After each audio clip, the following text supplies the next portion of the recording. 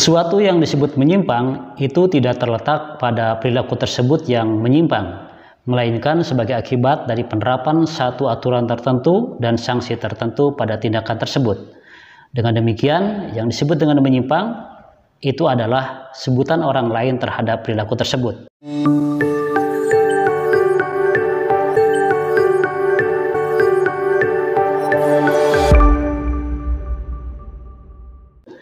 Ini adalah pernyataan yang dijelaskan oleh Howard Becker ketika menjelaskan teori labeling dalam bukunya yang berjudul Outsider.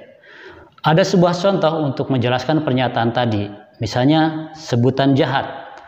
Sebutan jahat ini tidak terletak pada perilakunya yang memang jahat, melainkan sebagai akibat dari penerapan satu aturan dan sanksi tertentu pada perbuatan tersebut, sehingga disebut jahat. Dengan demikian, jahat itu adalah sebuah label yang diberikan orang lain pada tindakan tersebut. Karena itu, menurut Becker, yang membuat sesuatu disebut menyimpang bukanlah apa yang dilakukan, tetapi bagaimana orang bereaksi terhadap tindakan tersebut.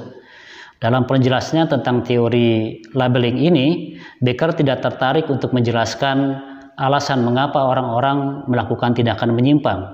Dia lebih tertarik untuk menjelaskan kenapa alasan orang memilih satu label tertentu dan kemudian apa pengaruh pelabelan tersebut pada individu dan masyarakat. Sebagai contoh, misalnya tindakan menghilangkan nyawa seseorang. Dalam sebagian besar kasus, tindakan menghilangkan nyawa ini akan dicap sebagai pembunuhan. Oleh karena itu, akan dianggap sangat menyimpang oleh masyarakat. Namun dalam sebuah peristiwa peperangan, pembunuhan adalah hal yang wajar, hal yang lumrah terjadi. Bahkan tindakan tadi bisa disebut sebagai tindakan yang heroik.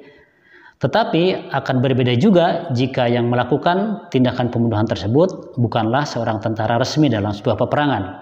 Maka kemungkinannya akan dianggap sebagai teroris. Dan karena itu akan dianggap menyimpang juga. Dari kasus tersebut dapat kita pahami bahwa tidak ada satu kesepakatan atau satu konsensus tertentu untuk pelabelan tertentu.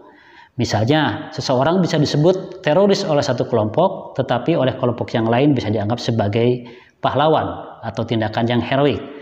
Nah, karena itulah kemudian kata Howard Becker, sebuah pelabelan itu bukan merupakan sebuah kebenaran yang universal, tetapi merupakan sebuah kesepakatan dalam satu kelompok tertentu. Tema lain yang dibahas oleh Howard Becker dalam teori pelabelan ini adalah terkait bagaimana pengaruh pelabelan tertentu terhadap individu dan masyarakat.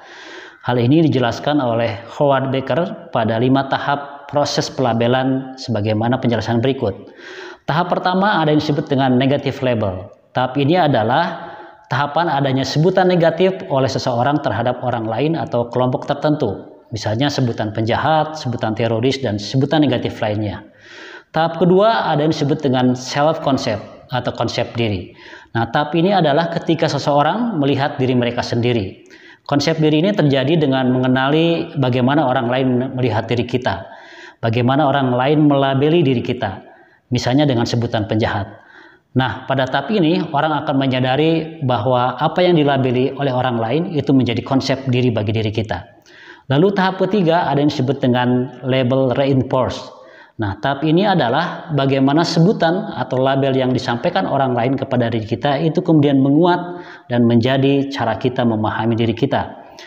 Kemudian tahap yang selanjutnya ada yang disebut dengan status master. Penjelasan yang tadi, bagaimana kemudian satu label tertentu itu bisa menjadi cara kita memahami diri kita, inilah yang disebut dengan status master. Status master adalah ketika sebutan tadi menjadi cara utama seseorang dalam memahami dan mengidentifikasi diri kita sesuai dengan apa yang dilabelkan orang lain kepada diri kita. Nah, dengan sebutan tadi sudah menjadi master status dalam diri kita, maka potensi selanjutnya adalah bahwa sebutan tadi akan mendorong menjadi potensi orang tersebut melakukan tindakan sebagaimana yang dilabelkan kepada orang. Dan inilah yang dimaksud dengan tahap kelima dalam skema tahapan pelabelan dari Howard Becker yang disebut sebagai deviant career.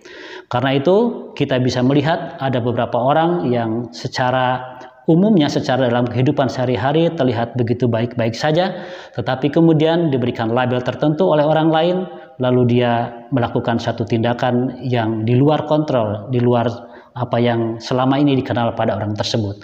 Inilah bagaimana cara kerja labeling teori dalam kehidupan kita. Terima kasih.